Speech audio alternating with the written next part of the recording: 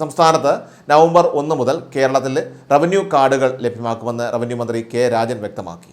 കേരളത്തിലെ digital resurvey പൂർത്തീകരിച്ച എല്ലാ വില്ലേജുകളിലും നവംബർ 1 മുതൽ റവന്യൂ കാർഡ് ലഭിക്കും. QR കോഡുകൾ ഘടിപ്പിച്ച ഈ 10 അക്ക നമ്പറുകളുള്ള കാർഡുകൾ വഴി വില്ലേജ് ഓഫീസുകളിൽ നിന്ന് നമുക്ക് ലഭ്യമാകേണ്ട ഭൂമി വിവരങ്ങൾ, അതോടൊപ്പം തന്നെ കെട്ടിടത്തിൻ്റെ വിശദാംശങ്ങൾ ഉൾപ്പെടെയുള്ള വിവരങ്ങൾ എന്നിവയെല്ലാം തന്നെ ഇതിലൂടെ നമുക്ക് എളുപ്പത്തിൽ ലഭ്യമാകുമെന്നും അദ്ദേഹം പറഞ്ഞു.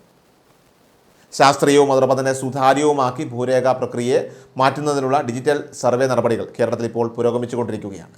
സംസ്ഥാനത്തെ എല്ലാ ഭൂവുടമകളെയും ഓരോ കൈവശാവകാശ ഭൂമിയും നേരിട്ട് അളന്നും അത്യാധുനിക ഉപകരണങ്ങൾ ഉപയോഗിച്ച് അതിർത്തികൾ വളരെ കൃത്യമായിട്ട് ശാസ്ത്രീയമായിട്ടുമൊക്കെ തന്നെ നിർണ്ണയിച്ചും മാപ്പുകൾ കൃത്യമായിട്ട് തയ്യാറാക്കുന്ന രീതിയിൽ ഡിജിറ്റൽ സർവേ പുരോഗമിക്കുകയാണ്.